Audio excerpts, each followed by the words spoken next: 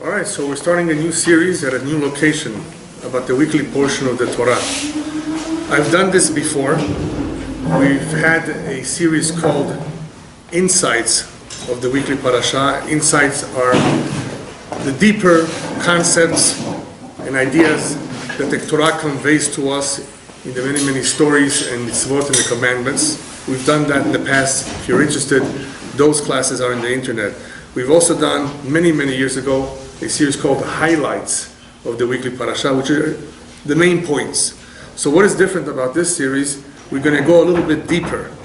And that's why I called it Valuable Lessons and Moral Teachings of the Torah. As the Zohar points out, it would be a big mistake for one to believe that the Torah is only a book of stories, a history book. Even though it does retell somewhat the history of our people, the Zohar says it has various layers. As you may have heard, Pardes, Pshat, Remez, Sod, and Drash, various layers of understanding that is embedded in the text, that unless one really analyzes every verse, learns the Torah with the commentaries, only then will he have a better understanding of what exactly is the message. The Zohar says it would be foolish to believe that all we see in the Torah is what's on the surface, just the story.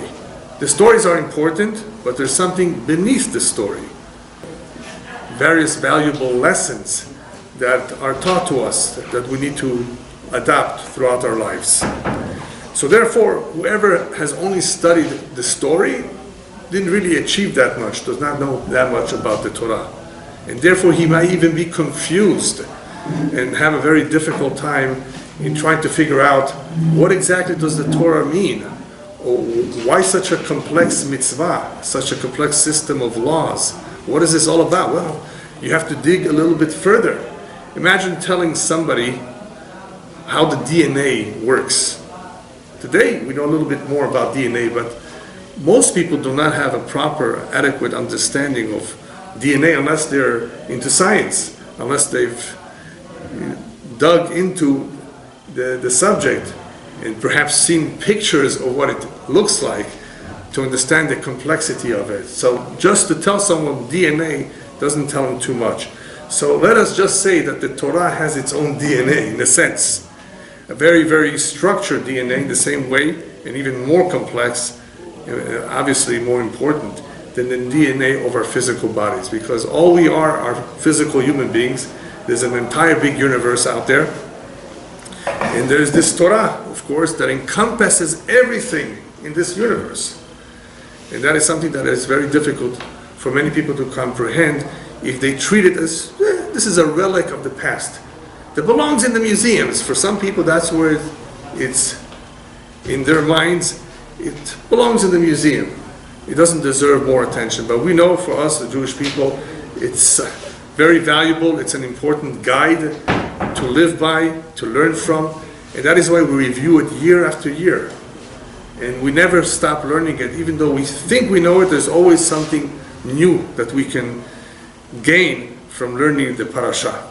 So even though there's, of course, a lot of other valuable Torah teachings, whether it's Halakha and Kabbalah, Midrash, Musar, there's a lot of areas of importance, and everyone, of course, should become familiar with as much as he can according to the amount of time that he has.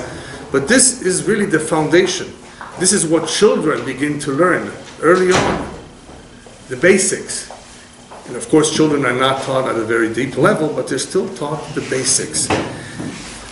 So Torah is something that the non-Jewish world does not understand for the following reason.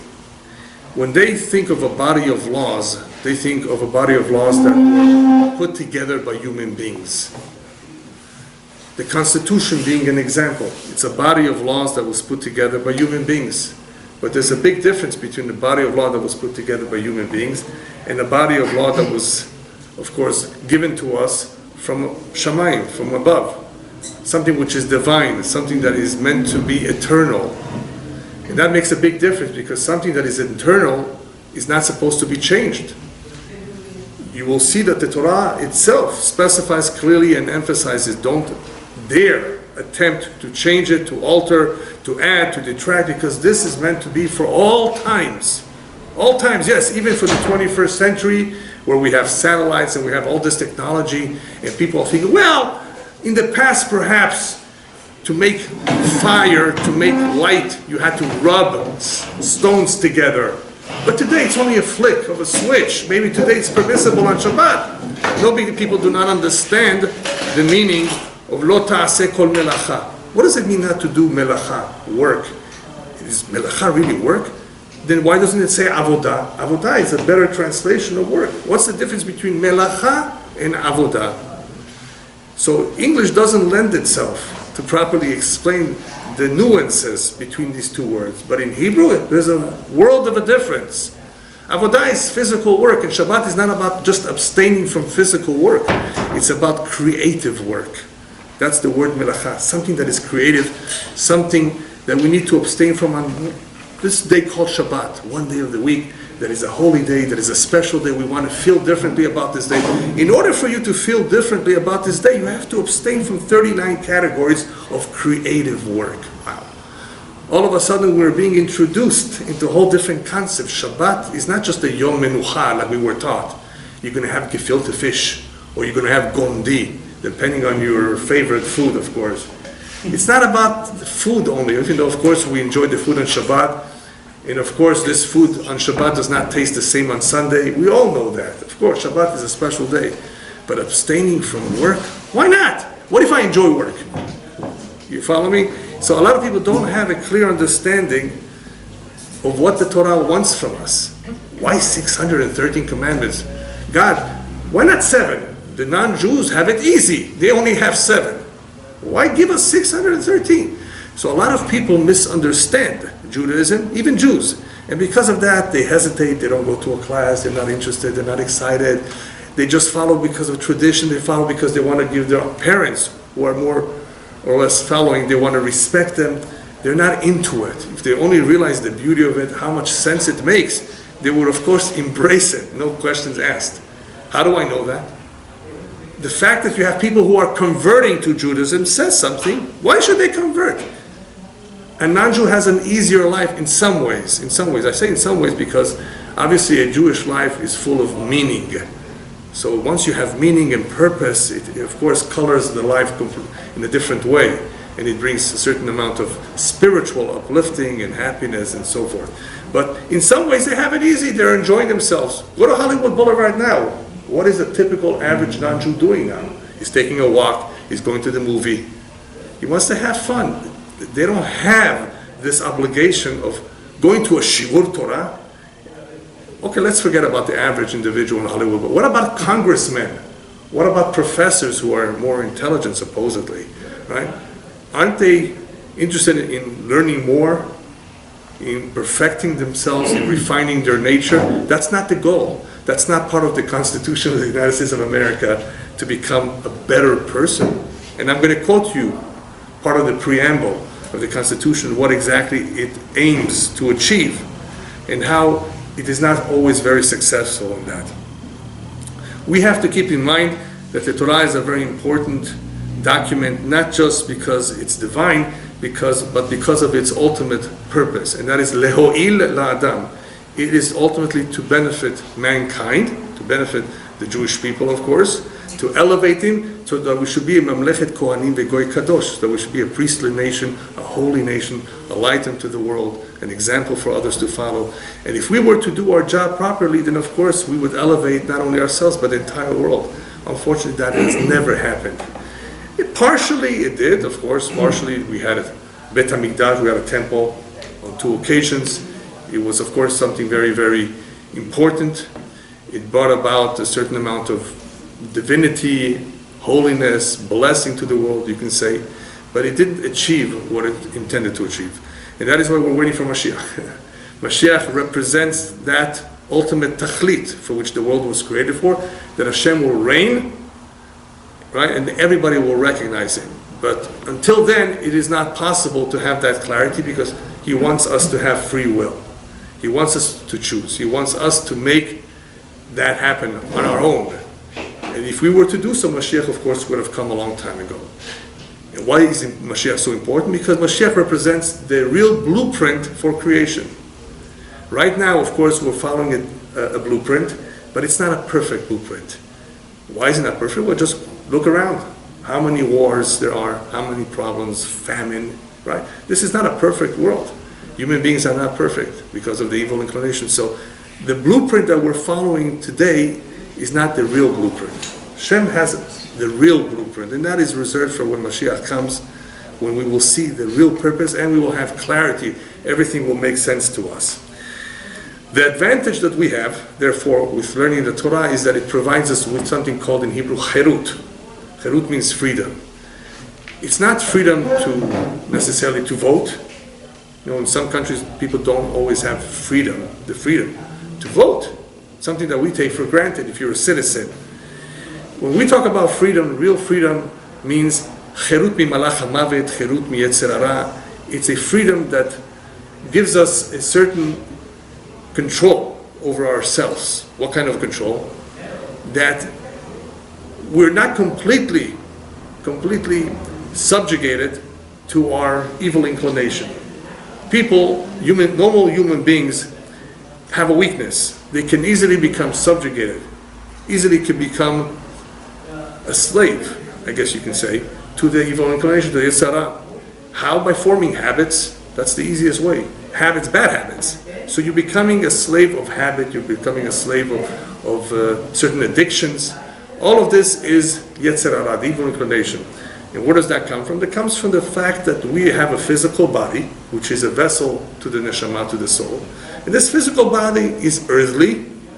It comes from the ground, from earth, and it desires earthly things. And therefore, it is tempted, it is easily breakable, frustrated, disappointed, sad, depressed. All those things that we identify as weaknesses, perhaps, or as negative experiences, these are all because of the physical body. So when a person puts a lot of focus on his physical body, he can easily become distressed and sad and depressed and all of that. When one learns Torah and sees the purpose of life, what it's all about, he understands a little bit, in our limited mind, what God expects of us. Then he understands that a lot of these things that people are fighting about or sad about is nonsense. It's shtuyot, hevel avalim, vanities. Why worry about it? There's a lot that one could learn that will equip him to better contend with the problems in life. Sheyuchal litmoded yoter tov. In other words, people have a hard time contending with the challenge of poverty. Poverty, the rabbis tell us, is a very, very big challenge. No matter how strong you are, it is very, very challenging. People don't want to ask people for favors. That's human nature. They don't want to beg. It's very, very, very difficult. It's embarrassing. But the more we understand why we're going through this kind of situation, this kind of challenge, it's easier to deal with it, especially when we have the hope that perhaps we will one day overcome this challenge. You mean I can change this situation? Try to tell that to a guy from India who's in a caste called the Untouchables. I don't know how many of you are familiar, but in India there's different caste groups. It's a very rigid system of people living in different social stratums, different social classes. And the very, very low usually cannot marry the very, very high. There are reasons for this, but without elaborating too much about their system, people who are very, very low in class don't always see, especially if they're from India, a way out of it, except perhaps in another lifetime. They do believe, many of them, in reincarnation, which is a topic that is discussed in our Kabbalah as well. We have a portion of the Torah that deals with mystical subjects. One of them is reincarnation. A lot of Jews did not know about this until it was revealed. The printing press came out, Kabbalah was taught in public by the Ari. But before that, a lot of people did not believe in Kabbalah because they didn't see those sources in the Gemara, in the Talmud, in the Torah for sure not. But they forget that the Torah is an abridged book. It cannot contain all this knowledge. So you have Gemara, you have Mishnayot, you have Midrash, which supplements all the details of the stories and of the mitzvot as well, in another book called Midrash. So a lot of knowledge was hidden, a lot of knowledge was not made public for good reason. One of them was reincarnation. And that's a very important topic in itself because it in itself helps us understand many, many areas that are difficult to comprehend, including the Holocaust, including why people suffer. Reincarnation, yes, there's some connection to a previous lifetime, but that's a whole different topic, and if you're interested, there's some discussion about that I gave years ago, a topic devoted for that. Why is there a need for reincarnation? But in India, some people have the belief, yes, in another lifetime perhaps I'll have it easier. I have to escape this kind of a situation, but I can't do it now. We believe you can. Not through free will alone. Free will, of course, is something that I'm going to talk about. It's something very special that human beings have that animals don't have. But it's not through free will. You can't just decide, I'm going to be rich, and that's it. I'm going to take 3 jobs, and that's going to make a difference in my bottom line. No, this will not necessarily happen. We firmly believe that the only way a person can change his mazal is a very powerful word, but people misunderstand it too because they think mazal is luck. Mazal means destiny. It means one's mission in life. Yes, even though that mission contains aliyot v'yeridot, ups and downs, and sometimes those yeridot, those downs are financial downs, one can come out of it. How? By changing the mazal. How? Through prayer. Number 1, through teshuvah. Repentance is number 2, and through ma'asim tovim, through good deeds. These somehow have the power to possibly improve or change the mazal, whether it's a mazal that is limiting one financially, or it's a mazal that is limiting one from not having children. There are couples that have been married for over 20 years and still don't have children. They've tried, they've done everything they can. It's part of their mazal. Why? We don't have the answers to all those questions, and we don't need to have answers to every question.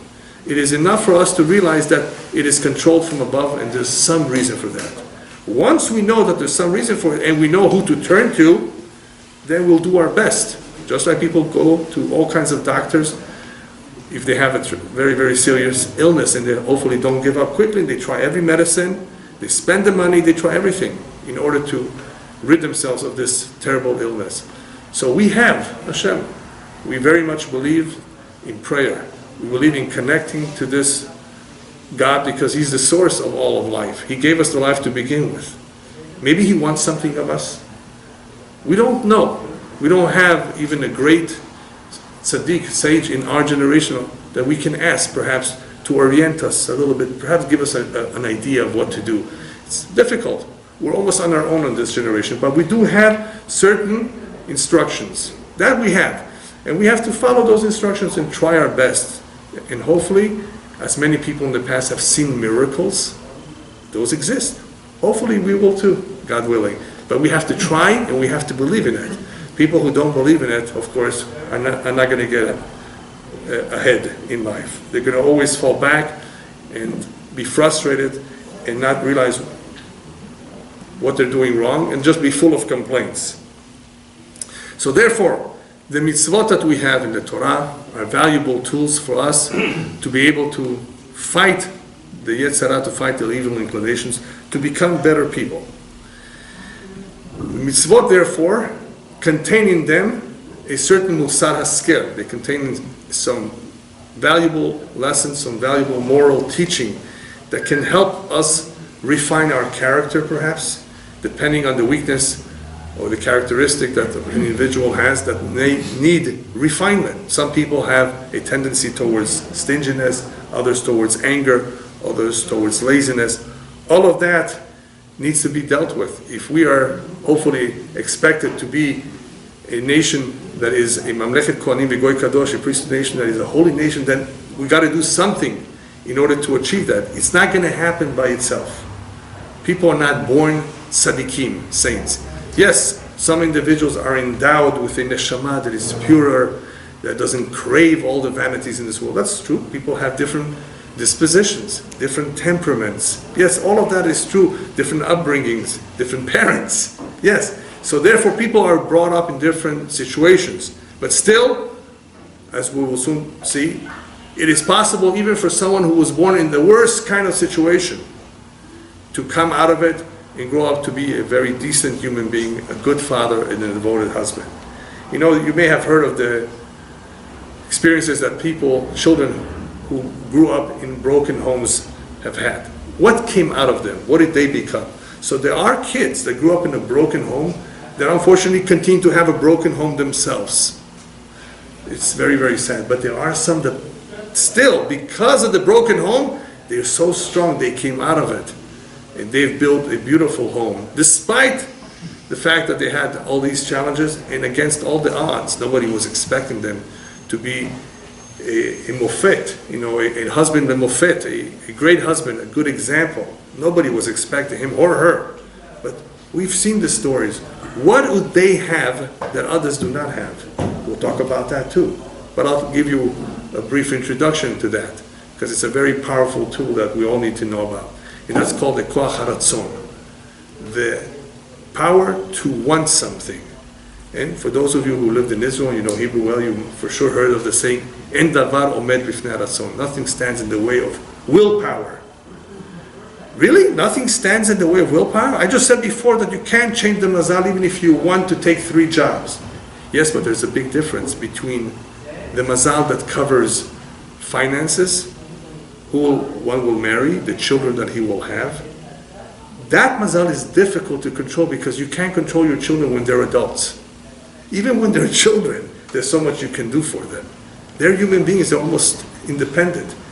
You can't really choose your wife 100%. And of course, you end up getting married because you chose to, but it's all from Shammai. People come together because he brings them together. Finances too, it's all mazal. Where does koach haratzon make a difference? Where does our willpower make a difference? In the area of being a better person or not. Are we going to be nice or not? Are we going to be righteous or wicked? Are we going to observe the Torah or not? That's up to us. That's where we have free will. And that's a very big topic in itself. The difference between free will versus predestination. What's predetermined, where we don't have too much say, and where do we have free will that we can make a difference? We can make a difference whether we get angry or not, upset or not, do we yell, curse, God forbid. That's up to us. Nobody from above is going to force us to yell at somebody at the grocery store, at the market, at the work job. Nobody's going to force us to do that. We may have a predisposition. We may be inclined because we have this very, very difficult temperament, but we can control ourselves.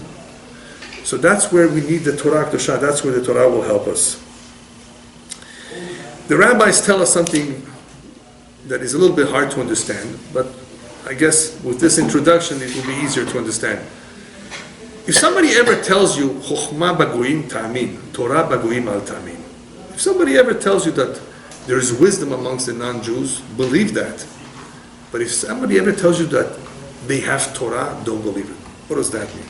Chochma bagoyim, that they have wisdom, yes, there have been many great scientists and philosophers, non-Jews, who have contributed immensely towards improving this world, making it a better place in some ways, technology, in various ways. Wisdom, knowledge, there are a lot of non-Jews who are very knowledgeable and wise, but not Torah. A system of laws that can last for all times, that can really make people better, it has never existed and never will. Not if it's made by man. The human being is weak. He has preferences, he has prejudices, he has biases. He may not admit it, but a lot of his thinking, his choices, and the laws that he makes are based on his preferences. And what's going to happen? Thomas Jefferson, George Washington, John Adams, the founders, I guess we can call them the founders of this country, the ones who put together the Constitution, what they had in mind, the people today don't respect, unfortunately. They don't believe that many of those things that were acceptable in the past should be applied today. Times have changed, people have changed. And of course we understand this, that people change. But isn't it sad that the law has to change? And that's why the Constitution of the United States has amendments. I'm going to read you part of the preamble of the Constitution, what they set out to do. It sounds very good, but it's not necessarily going to be implemented fully. In order to form a more perfect union, establish justice, ensure domestic tranquility, provide for the common defense, promote the general welfare, and secure the blessings of liberty to ourselves and our posterity. That's what they had in mind. It's very, very nice. but it doesn't really work. It doesn't last forever. They've had to make amendments. You know that women, once upon a time, did not have the right to vote? But why? Didn't Thomas Jefferson say and write in the Declaration of Independence, all men are created equal? And by the way, why didn't he say all women too? All men are created equal. Even though he meant hopefully all human beings. Well, if he meant all human beings, then what about the black people? Why did he himself had slaves? And you should know, I actually admire him as a president. Thomas Jefferson was a great president, I believe. And I think he really did a lot, and he had definitely noble ideas. But isn't there some contradiction or some degree of hypocrisy between what he wrote, what he said, and what he actually did? Well, that's what happens in many people's lives. There's a little bit of a hypocrisy or a lot of hypocrisy because not everybody is shalem. Not everyone is really trying to be as best as he can. Why should he? Ask the average individual in Congress, are you trying to be the best you can as a person? Of course. Are you taking classes for it? No. In other words, what are you doing to be a better person? Who says that I have to be a better person? As long as I'm a good person, I don't break the law. That's for them a good person. He doesn't break the law. Do you pay your taxes? Don't ask that question. Yeah. So what happens is with the United States Constitution, which is actually a system that is much better than many, many other laws and systems in the world. And there's obviously a lot of benefits and advantages to having a democracy. But wait a minute, democracy, what kind of a democracy do you want to have? You want to have socialism? That's also a democracy. Why not have capitalism? Of course, I'm not going to get into a whole discussion about the differences between the two, but there are definitely a lot of disadvantages in socialism. Whoever studies this, the difference between capitalism, socialism, communism, it's clear. And all you got to do is test it out, how it did in the various countries in the world. Some countries fared pretty well. Denmark, Finland, in some ways, did succeed in some ways. So I'm not here to say which one is better. I'm just pointing out, how do you choose? The Democrats in this country want one system. The Republicans believe in a different system. And if the Republicans are going to be in power, they're going to enact their laws, their philosophies. Once they come down or they lose power, it's going to be the Democrats who are going to enact them. And it's going to be different. It's not going to be the same. Who's right? And we're not going to judge who's right and who's wrong, because it could be that it's something in between. And that's why these two parties have to learn to compromise. Because if they sat and worked together, perhaps they would reach something that is good for everyone. Perhaps. But they don't want to do that. Each one thinks he's right. And it's going to be a problem because all the time that's going to change. The laws are going to change, the policy is going to change, the philosophy, the outlook of this country is going to change. People change. People are becoming more liberal. And because of that, marriage is becoming more dysfunctional. All of this affects every aspect of our life because the laws that human beings have created are not perfect.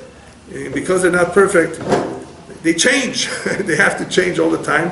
And they're never going to be able to succeed in putting together a perfect system because this is man-made. As opposed to the Torah, which is divine, which is eternal, does not need to be changed, cannot be changed and tampered with, which is where the reform movement is mistaken, 100%. The Torah tells you, this book tells you clearly that you cannot touch it, tamper with it. So their excuse is it was man-made. So because they had a meeting once upon a time, we're having a meeting now to change the bylaws. So once they take away the divinity of the book, then they think that they have the right to tamper. You want to make your own religion? Go ahead. But you cannot tamper with the original ideals of what we have, what it was set out to do. Otherwise, you make a mess of it. And that's what has happened. Those people that tampered with it have assimilated to other cultures. They're no longer following the tradition. They no longer abide by it. It doesn't mean anything to them. Those that grew up without it, it's not their fault. They have been deprived of a good Jewish education, therefore they don't know what this is. They can't identify with this. So what happened in this country, in this particular country as an example, the United States, is that even though there's been a lot of technological advances and there's been a lot of good things happening here, morally, this country is set back.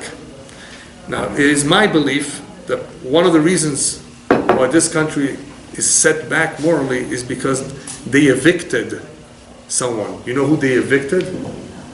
It's not that the landlord evicted the tenant. It's the American people, a lot of them evicted God from the schools. You can't teach about God and religion in school. It's against the law. You have to separate church from state. Now, I understand the need to do that. Let's say I agree that they need to do that. Let's say. But to completely remove him? Okay. You don't believe in him? All right. Why do you keep in God we trust and the money? You don't want God mentioned in the school. You don't want to teach about God and religion in the school. Then why are you keeping in God we trust on the money? On the penny even. I'll tell you why. Because you believe in the money. And that's your God. People don't think about it. Why did they leave the God we trust in their money? Why? It doesn't make sense. They believe that it should be removed from everything that is government owned. Right? To separate church from state. Then why leave it in the money? Because the money has become their God, not religion. So in that area of religion, even though they are Christians and we're Jewish, it makes no difference, because if everybody followed their faith properly and would be guided by a system of law that is divine, I think, of course, this world will be a better place. Even though people will come and say, well, once upon a time, Rabbi, you're forgetting the Catholic Church had tremendous power and they killed people in the name of God. Just like many people of the Islam religion do. So is religion really the answer? Obviously, one cannot go back in time and try to figure out what happened then, because we're right now living in a different time. So all I can say is now, not back then. Back then, obviously, people had different ideas, different philosophies, and they were willing to kill. They were willing to persecute. They were willing to create an inquisition if you did not convert to Christianity. So it's hard to go back in time because people were different, life was different. So I'm only talking about now today. Today, there's a need, there's a real need for people to fill their lives with more spirituality. Let's call it spirituality, not religion. God, spirituality, there's something divine that He wants from us. Life is not only about money and about vacations and having a good time, and before you know it, it's over. Come on, figure it out. Think a little bit about what life is all about. So this is missing in this country, and because of that, what's left? Money. Worship money.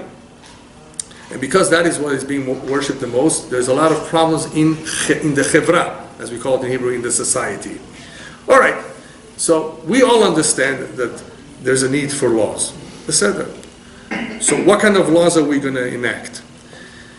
Law and order is something that everybody's familiar with. We need to have law and order. I mean, in the end, laws are important. We do agree with them, but do we need God's laws? Or is it enough to have just law and order? So I said before that human beings cannot create a perfect system. What I meant by that was, yes, it will not be perfect, but it's better than nothing. You need to have law and order. You need to have a justice system. You need to have jails, unfortunately. You need to have some system, some. Otherwise, you have anarchy. Anarchy, you don't want to have anarchy. If you remember the LA riots, you almost had a little bit of a taste of anarchy. So you don't want to have anarchy. So you want to have laws. But you'll be surprised, there are people who say, no, I don't want to live by any laws. You really don't want to live by any laws? I mean, even animals have laws. Do you know that animals have certain rules? Have you ever heard of an animal being territorial? Do you know how an animal decides that this place, this tree, this location belongs to me, whether it's a lion or a tiger? Either by making scratches on the tree with its claws or by urine. And when another wild animal crosses there, hopefully it will leave, unless that other animal has a lot of chutzpah and it wants to take over. But usually animals recognize certain things. One of them is territory. Especially those that are very territorial, you get into their territory, it's very dangerous. You don't want to mess with them. If you've studied a little bit about wild animals, the ones that come to my mind are hyenas and wolves. There's a certain hierarchy. There's a dominant male, or with hyenas, the female, a dominant animal that leads the whole family, the whole group. There are rules that include some degree of submission. If you're not submissive to the one who's more powerful, you're going to get killed, you're going to get hurt, you're going to be driven out from the clan. You have competition between animals to mate. two males competing for the female. And you think that's only happens amongst lions? It happens even amongst walruses. If you know what a walrus is? Even amongst animals that you never thought of. Similar rules exist across the animal kingdom. Basic rules. But these rules come from where? They come from instinct. Instinct, it's like a chip. In them, they have a chip, and it works by itself. They don't have free will. So by instinct, they're going to give up if they see that other animal is more powerful than they are. But we have free will. And where does that free will come from? So in the beginning, Parashat Bereshit, we learned that Hashem created man B'Tselem Elokim, in the image of God. People misunderstand the image of God. God has an image. Not that He has an image. You have to learn it with the commentaries. The commentaries are going to tell you it means with the ability lehavinu lehaskil, with the ability to comprehend, to discern, to figure out. Really, He has all the... Yes, we know all that. We have the ability to figure out. Not only algebra, not only scientific formula, we actually were given the ability to figure out that He exists. And that not everybody wants to admit. But we do have that ability. We have the ability if mitbonenim, if you meditate and you contemplate and you ponder the creation, you will be able, hopefully through that power that you have in your soul, the neshama, to know Him. Just to know that He exists. Otherwise, why should He expect you to know Him? Just because your father told you, that's not enough. You have to on your own be able to figure out, and you have the power to do so through your free will. How? With the power of lehavinu lehaskil. Man has the ability, and he doesn't have to have a 210 IQ.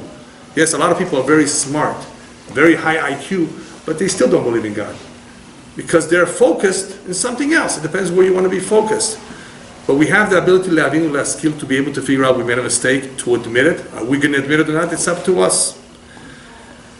So we have the ability to do so, including to recognize that there is a creator, and to choose right from wrong.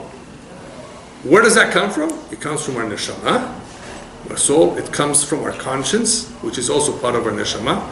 It comes also from, as I said, from contemplating the creation, analyzing it, taking the time to think about life. And number three, it comes from education. A lot of people didn't take the time, didn't go meditate in the forest. Right? They didn't think about it, so where they're going to be taught these things? Education. That's why education makes a difference. What school the kids are going to go to is going to make a world of a difference. The school is going to make the difference. The friends are going to make the difference. The parents don't spend so much time with their kids as we would love to. So we are hoping that the teacher is wise, caring, and he's informative, and he's equipped to teach our children. The problem is that every year the teacher changes. We don't have one teacher. In the past, they had one teacher for a number of years. Now, every year is another grade, another teacher. But still, we're hoping that the school is a good school, good teachers, good principal, that the kids will have a good and positive, healthy environment to grow up with. And if not, what a waste. Because we're hampering them, we're limiting their choices. When they become adults, they're going to lean towards what those books taught them, that they came from a monkey. Yeah, that's what they learn in public school. So how can we expect the average human being who grows up going to a public school where they teach about evolution to be able to think about God? It's too much for him. He really has to be unemployed, perhaps, without a job to take the time. Okay, what am I doing here? Why did God put me here? Well, wait a minute, is there a God or not? How did I land here? Where did I come from? Not everybody wants to think, especially when they're busy with the latest gadget, the internet, Facebook, and all these things. By the way, I forgot to tell you, the reason why nobody's complaining about in God we trust on the money today is because today we have credit cards. So they got rid of the in God we trust. You're no longer using cash because you're using the credit card. You don't have to deal with, it says in God we trust. But anyway, the average individual, Jew or non-Jew, if he's going to go to a public school, he's not going to have the time to think about, wait a minute, why wasn't I taught this? This doesn't make sense. Some do, but the majority does not. The evil inclination has a powerful army to distract us, to keep us busy. Enjoy yourself, go to Disneyland, go to SeaWorld, go hiking. You only live once, they tell you. They don't know about reincarnation. You only live once, there's no life after death. This is what they were taught in school, so they're not motivated in any way to stop and think. But if they did, they would realize that what God expects of us, Jew or non-Jew, of the human being, is to emulate Him. La'ametz et midotav, to adopt His attributes, His qualities. What are they? Well, the easy ones to remember are to be giving, to give. Hashem gives, Hashem is kind. To be compassionate and to be forgiving. These are the easy ones to remember. Forgiving? What's that all about? That means that if you ever get into a fight with your wife, with your husband, forgiving is something very special. It can heal the relationship. Some people never learned what it means to be forgiving. The Jew learns about it because he learns about Rosh Hashanah and Kippur. He asks Hashem to forgive him. You're asking me to forgive you. Have you forgiven your spouse? Have you forgiven your neighbor, your co-worker, the guy you insulted at the synagogue the other day? Have you asked forgiveness from him? In other words, not everybody has these thoughts because they don't stop to think about the midot, the qualities of Hashem. But if we were to look at His midot, that would help us, even without a solid education, that this is what we can achieve. So where do the problems begin? So I'm talking mostly now about the Jewish people. We've had trouble in the past, we still have trouble now. And the one to blame, of course, is the Yetzer Hara. It's easy to blame the evil inclination, but it's not fair to do that, because if we just blame the evil inclination, then there's no need for prophets rebuking us, there's no need for Hashem coming after us. In the end, we are to blame because we have, as I just said, the power to overcome the Yetzer Hara. How? If we learn the Torah. But we're not learning the Torah, so where are we going to get the power? So comes along one prophet that says, I don't understand these people. Yada shor koneu v'chamor evus be'alav. You remember those words? How is it that an ox knows his master? How is it that a donkey knows who feeds him, who gives him to drink? How come the Jewish people don't pay attention and realize who their master is, who provides for them and who took care of them? Doesn't make sense. How come the animal knows? So you can say, well, the animal has an instinct. Yeah, but you're higher than an animal. You're on the level where you can know him. You're close to him. You have a soul that is from him, that is divine. You should know better. So how come? And the simple answer is because one does not learn Torah. The reason I say that that's the simple answer, because if there was at least a regular learning of Torah, at the very least one would be constantly reminded. He would be looking himself at the mirror. Oh, I'm not such a perfect individual. It doesn't mean it's enough. A lot of people learn a lot of Torah and they're crooks. They steal. They cheat people. They lie, even though they learn a lot of Torah. How could this happen? People ask me this question all the time. Rabbi, how does it happen? I know this guy, he's very religious, and he's the biggest crook in town. How is it possible? Yes, he has a weakness for money, which many people do. Just because he learns Torah, it's not a guarantee. We're not angels, we're human beings. The best of the best have fallen in all kinds of challenges and temptations. The best of the best. Some people fall with money, some people fall with illicit relationships, all kinds of situations. But if we don't start by looking at the manual of instructions, then this sophisticated equipment that we just bought ourselves, whether it's a computer or a wash machine, it may break down if we don't know how to use it. We're going to hopefully read the manual of instructions if it's sophisticated. The human being is much more sophisticated than a wash machine. So where's the Horaot Yatzran? Where's the manual of instructions? In the Torah.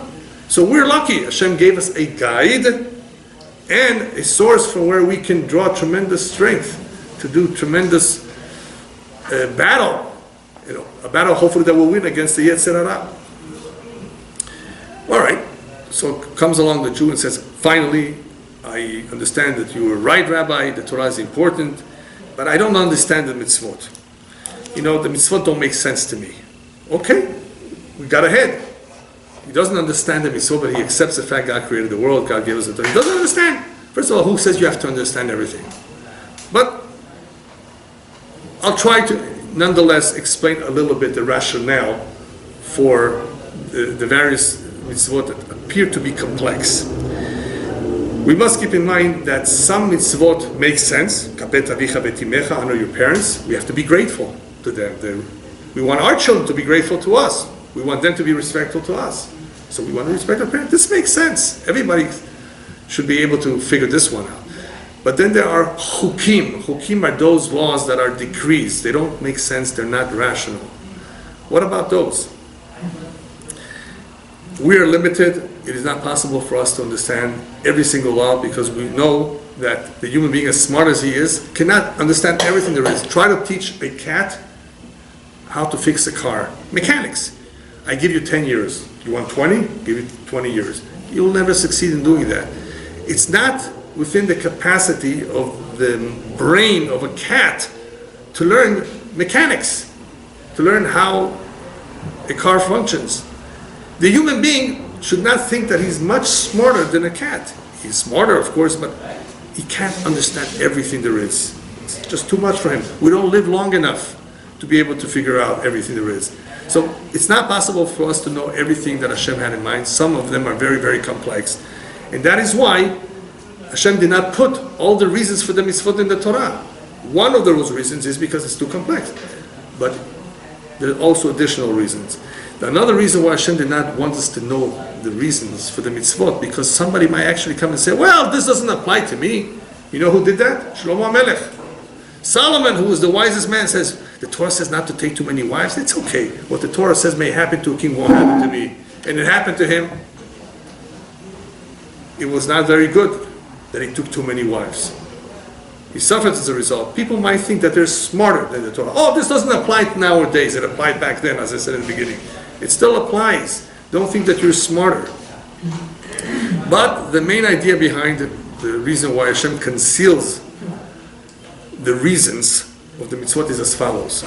If Hashem were to tell us the reason, we would do it for the reason. Oh, you know why you can't eat pork?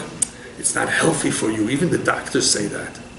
That's not the reason, by the way. If the Torah really was concerned about our health, it would tell us, in addition to other things, be very watchful and careful with your health. It doesn't say that about the non-kosher food, the dietary laws.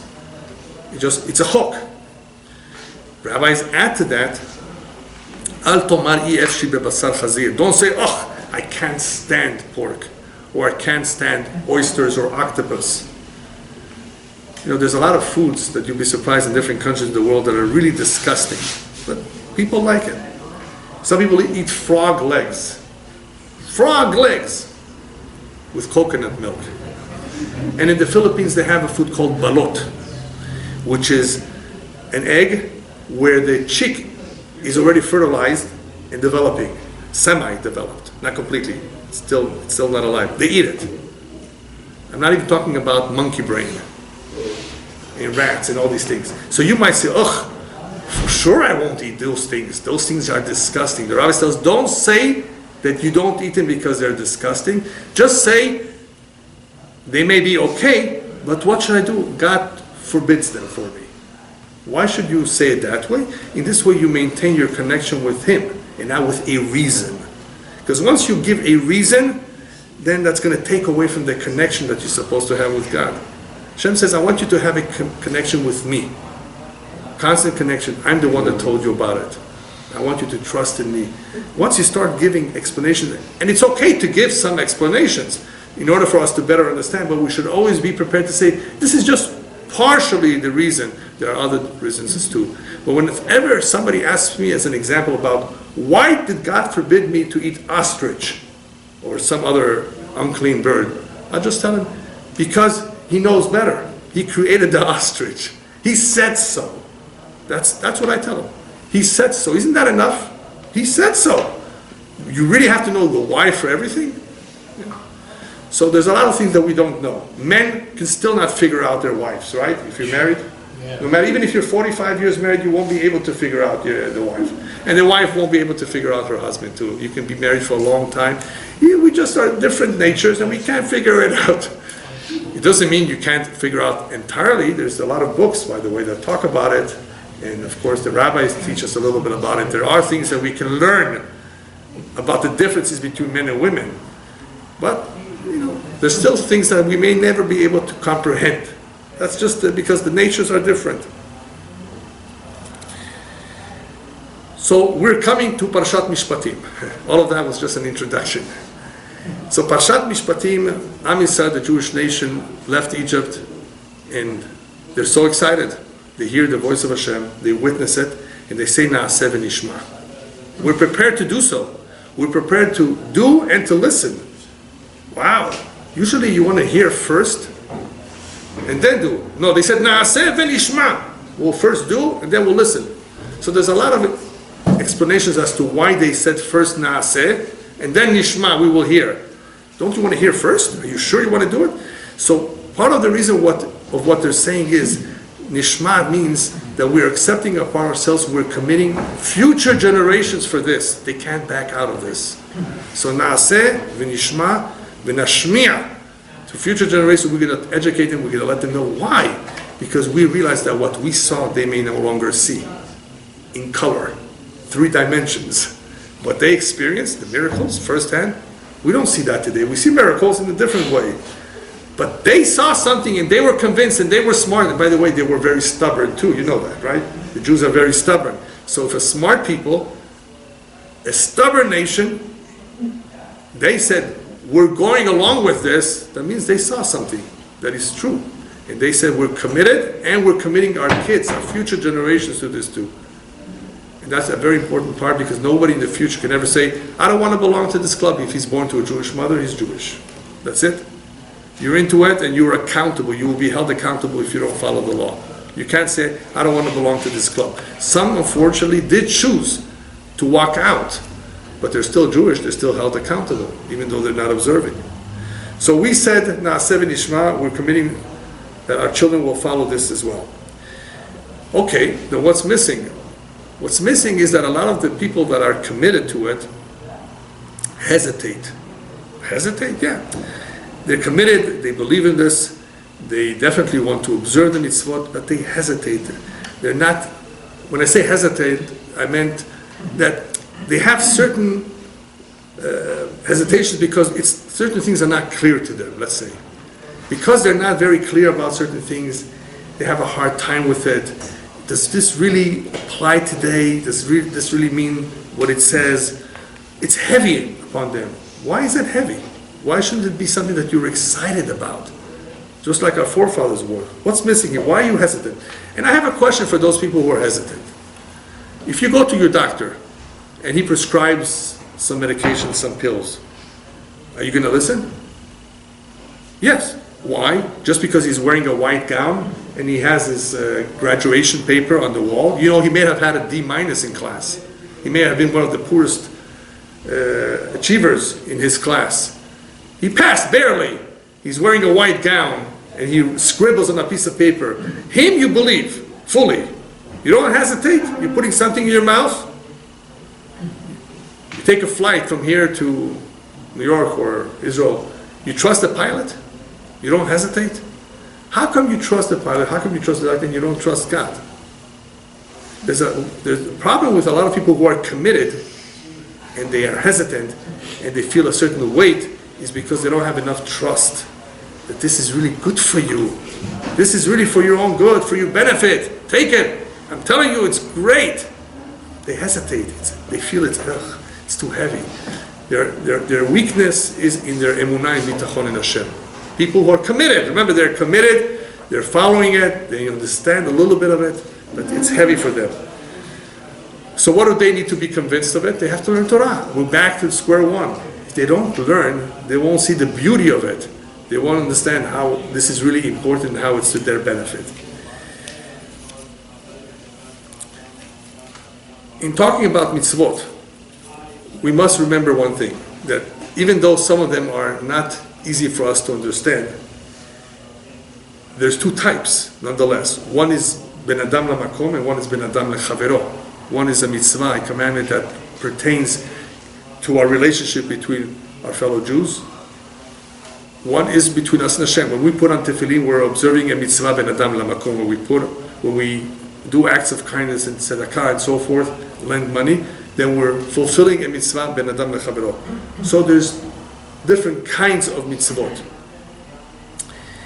It's important to keep this in mind because these mitzvot do help create a system that is fair by us. And why do I emphasize fair? Because a lot of people in the non-Jewish world, the reason why they decided to be a socialist and not a capitalist is because it's not fair that this guy has $2 billion, not million, $1 billion, and there are people like that who have billions of dollars. And there are people who are starving, who don't own their own home, struggling. It's not fair. You follow me? They have noticed, a lot of non-Jews have noticed what they consider a lack of fairness. But wait a minute, this exists amongst the Jewish people too. There is very wealthy Jews, and there are some that are not so wealthy. I know some people are going to complain even though they're Jewish, but the Torah tells us there's a reason for it.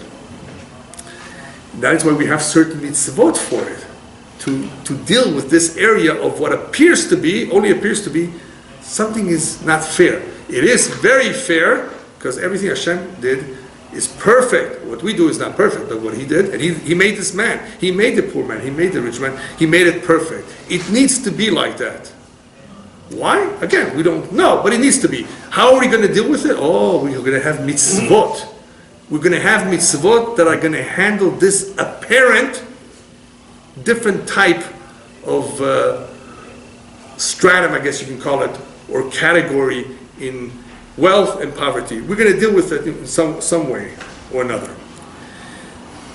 The reason why the non-Jewish world is going to have a problem with it and they're going to try to figure out a way to correct it through laws is because they're only dealing with it externally.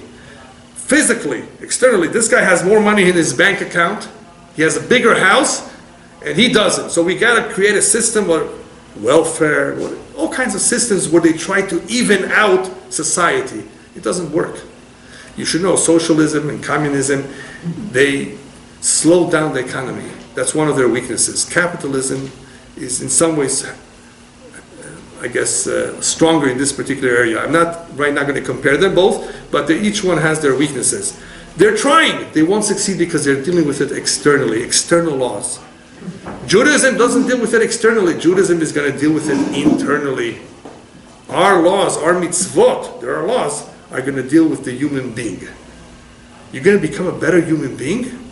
You're going to be able to solve a lot of problems externally too. You're going to have beracha. Just look at Parasha Bechukotai. It's very, very simple. You follow the Torah, the Jewish nation, you're going to have everything perfect. The economy, military, weather, everything is going to cooperate. I've told a lot of people that the fact that we have bugs in fruits and vegetables is not a good sign. Why should there be bugs? Why do we have to put some of those fruits and vegetables in soap, especially in Israel, in areas where there's a lot of humidity? People haven't eaten strawberries in a long time because of those little aphids and bugs that crawl there that you can't eat, right? Unless you're Chinese and you want to eat bugs. We don't eat those things. Yeah, so it's a problem. It's not a blessing. If there are bugs, that means it's infested. Infestation, whether it's rats or bugs, is a problem. This year, Baruch Hashem, they're getting a lot of rain. Okay, but sometimes they don't. So a Jew is told to keep his antennas high. If something is wrong, that means you're doing something wrong. If you follow the Torah, you will be adopting laws that are internal, that will make you a better person, a better friend, a better husband, a stronger individual. And that will, of course, take care of the external problems as well. If you don't do so, you're going to fail. The non-Jewish world does not have internal laws, as I said earlier, only external, law and order. And that is why the human beings in many, many societies have failed. Divorces, murders, crime, prostitution, rampant, a lot more than in our society because they don't have internal laws. The mitzvot are internal. All right, now once we're talking about internal laws, we must realize that there's a certain order. What comes first? Rabbis tell us, derech eretz kadma laTorah. There are certain rules that come before other rules. What's derech eretz? Proper human behavior. Laws ben adam lechavero are going to come before ben adam lemakom. Meaning what? Parashat Mishpatim. Parashat Mishpatim is all of a sudden we are bombarded with many, many mitzvot, laws ben adam lechavero. All the korbanot and sacrifices, all the many, many mitzvot ben adam lemakom is later on in the Torah. Right now, Mishpatim, right after Matan Torah, right after Parashat Yitro, we get a whole bunch of mitzvot ben adam lechavero. Why derech eretz kadma laTorah? We need to have those laws first. And the question is, why do they really have to be first? Remember the story with Shammai and Hillel? There was a convert, somebody who wanted to convert that came to Shammai. Shammai was a very strict man. Teach me the entire Torah in one condition while I'm standing on 1 foot. In other words, just like this. Tell it to me quickly. like we say in Hebrew, chick-chack. Quickly, I want to be converted, but you teach me the whole Torah. So Shammai was strict. He took his stick and he says, get out of here. I don't want to deal with you. He went to Hillel. Hillel was known as a very compassionate person, very sensitive individual, very caring, patient. Hillel, please, teach me a regel echad. I want to convert, but on condition you teach me while I'm standing on one foot. Hillel says, no problem, I can do that. Ve'afta l'reacha kamocha. Love thy friend as you care about yourself. Ze kol haTorah kula, that's the entire Torah. The rest is details on how to fulfill that mitzvah. Wait a minute, who's right, Hillel or Shammai? They're both right. What did they do? Shammai was telling the non-Jew, listen, there are no shortcuts. You want to learn Torah, you want to grow to be a good person, you have to deal with it properly, step by step. There are no shortcuts to be a good person. Hillel had a different attitude. Not that Hillel didn't agree with Shammai. Of course there are no shortcuts. But Hillel was telling him, listen, there is a springboard, yesh keresh kfitza, that's the springboard, it's called V'afta l'reacha kamocha. If you are strong in this area of human relationships, the rest will be easy. If you're going to be nice to people, you're going to be able to use that as a springboard to observe the mitzvot with Hashem as well. You care about human beings, you have no problem caring about God. You can't care about God and not care about His children. It's impossible. If you don't care about God's children, you don't care about God. You're being disrespectful. He made them. You have to care about all human beings. That's the whole story of Yonah and Nineveh. Hashem says, I made these people. You don't care about them, Yonah? You don't want to go and help them? That's part of the lesson of the story of Yonah and Nineveh. Hashem says, I care about everyone, Jew and non-Jew. I want people to live. I don't want the Rasha to die. I want him to return to me. All right? So in order to do that, we have to have a springboard. The springboard is mitzvot ben adam lechavero. So the question I would ask next is then why don't we start with V'afta l'reacha kamocha and Parashat Mishpatim? Why wait till Parashat Kedoshim to tell us later on V'afta l'reacha kamocha? People have to realize that V'afta l'reacha kamocha is really a goal. You can't start with expecting somebody to like another one as much as he likes himself. Care about him as much as you care about yourself. You have to teach him to be sensitive to another. That is why when we ask HaKadosh Baruch Hu, help us by purifying our heart. What are we asking? We're asking Hashem to help us with Kedusha, with holiness, with purity. Because there's two kinds of purity. One that we will achieve by observing the mitzvot, they will purify us. One that we need to have to begin with. We need Hashem's help. We need to have some purity. That purity is called cheshek. It's called desire. Ani rotzeh, ani mitlahev. I want to do this mitzvah. Not everybody's excited to wake up in the morning to go to Shacharit and pray. Where are we going to take that cheshek, that desire? From holiness. Where is that holiness going to come from? From ratzon. Remember I said earlier? You have to want. If you want, then Hashem will help you. You will be able to ask Hashem for help, and He will help because you're helping yourself. So the first initial step of Kedusha, the cheshek, has to come from a real, genuine will. So in order to accomplish all of that, Hashem gives us all these mitzvot to prepare our sensitivity. To prepare our sensitivity to be closer to Him, to be closer to another Jew. And therefore He gives us the following mitzvot. I'm only going to cover 3 real quickly because the time is getting late. We have the mitzvah of Eved Ivri in this parasha. We have the mitzvah of Azov Ta'azov Imo. We have the mitzvah of not taking a ribit. Briefly, each one of those. Eved Ivri is very interesting. The guy stole and he's sold into slavery. He's not sent to jail. We don't want to have a jail full of people. We want to rehabilitate this guy. He stole. He went against Lo Tahmod, do not covet. Now he's going to be sold for a number of years, not forever. He's going to learn from his master, who's going to be very sensitive to him. The master is going to take care of him. He's going to take care of the man's wife and children if he has. He's going to treat him as an equal. Wow. That's something he didn't know. He was a thief. That means he didn't care about somebody else's possessions. So this is a training session. Being sold into slavery for a number of years is a training session to teach this man sensitivity. You look at this, Eved Ivri, slavery, Jewish style, to learn how to be a better, a more caring, sensitive person. Azov ta'azov imo, you see your enemy's donkey overloaded, help him. Not because the animal's in pain. You want to help your enemy because if you help your enemy in his time of need, that's going to take away the enmity, the hatred between the two of you. That's why it says Azov ta'azov imo. Azov means to let go. Why doesn't it say azorlo? It doesn't say help him. It uses the language of let go. Let go of what? Let go of the packages? No, let go of your enmity. Help this guy just so you can overcome your evil inclination, so you can have that hatred leave you. You don't want to be in this situation forever, hating somebody. The Bet HaMikdash was destroyed for one reason, that even if the two people went to court, they never made up. The judges said, he's right and he's wrong. They stayed enemies. What did you accomplish? Make peace between them. Let them embrace, shake hands, do something. If that doesn't happen, the enmity remains. Help your enemy. Today we don't have necessarily donkeys, but we have a car with a flat tire. At 1 o'clock in the morning, you see, oh, that guy, good for him. Let him wait for the AAA. No, this is your opportunity. This is your opportunity to let go of your enmity, to be a better person. And then we have number 3, ribit, the prohibition of ribit. You're going to lend a guy money. I'm talking about right now for a bar mitzvah. I'm not talking about business transactions, which is a whole different idea, business loans. He needs a favor, he needs $2,000 to make a brit milah, whatever. Don't charge interest, otherwise you're not doing him a favor, you're doing yourself a favor by becoming richer through charging him interest. Why did Hashem give you money to begin with? Remember we talked about poverty, rich and poor? There's a reason why Hashem made some people rich, why Hashem made some people have more money. One of the reasons is because you're going to be a lender sometimes. You're going to be a giver, you're going to give tzedakah, that's going to be part of your mission. And that guy has to be on the receiving end, for whatever reason. This is your chance to learn to help, to learn to give. And, of course, not to charge interest while you're doing it. If you charge interest, then you're defeating the whole purpose. Gemilut chasadim is a lot greater than tzedakah. You're helping the guy not only with money, helping the guy by giving him attention, by dealing with him on all kinds of levels, not just money.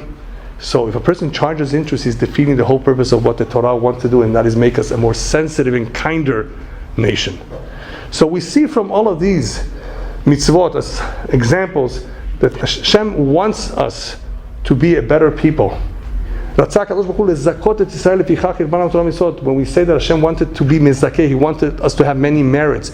Those merits are also called zikuch. Lezakot means to purify. Not only that we should have many merits in the world to come, but that we should have a more pure soul. Lezakech otanu. That is why He gave us so many mitzvot. The mitzvot make us into a holy nation. In our generation, of course, we have a tremendous responsibility to immerse yourself as much as possible in Gemilut Chasadim, in charity, because we have to get rid of that baseless hatred that brought about the destruction of the Bet HaMikdash, the Sinat Chinam. And that is why Hashem raised the standard of living of this generation before Mashiach comes, to enable us to fulfill this mitzvah as best as possible. To be kind, to be sensitive to another Jew.